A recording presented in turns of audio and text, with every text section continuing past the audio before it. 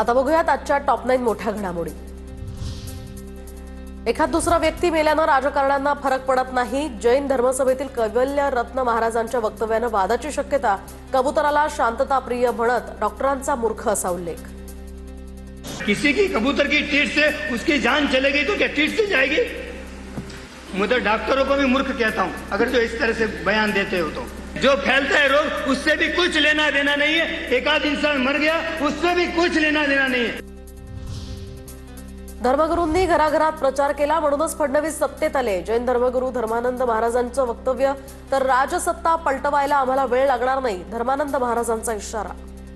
राजसत्ता ये क्या है? राजसत्ता उलट पलट करने में हमको टाइम नहीं लगेगा। ये संतों को हम लोग जब भी ये इतना ही मुख्यमंत्री जी से निवेदन करता हूँ, ये कबूतर तो साधारण प्राणी, एक इतना बड़ा प्राणी है। तर आम्हाला जैन मुनींबद्दल नितांत आदर, कोणी काही बोललं असेल तर मला माहिती नाही।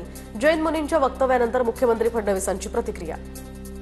त्यांच्याबद्दल नितांत आदर आम्हाला आहे आणि साधारणपणे जे जैन मुनी आहेत ते ज्या प्रकारे त्या ठिकाणी चांगला मार्ग सांगतात त्या मार्गावर चालण्याचा आम्ही प्रयत्न करतो। बाकी आता कोणी काही बोललं असेल तर मला त्याची माहिती नाही, त्यामुळे मी त्याच्यावर बोलू शकणार नाही।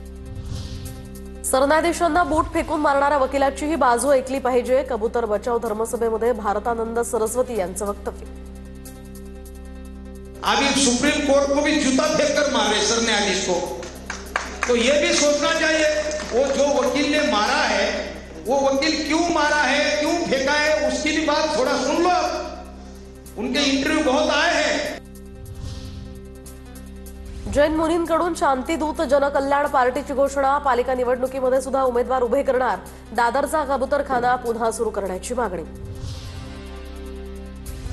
भिडे गुरुजींकडून मुख्यमंत्री फडणवीसांना डिसेंबरमधील कार्यक्रमाचं निमंत्रण, तर शक्य असल्यास कार्यक्रमाला येऊ असं भिडे गुरुजींना सांगितलं। फडणवीसांची प्रतिक्रिया।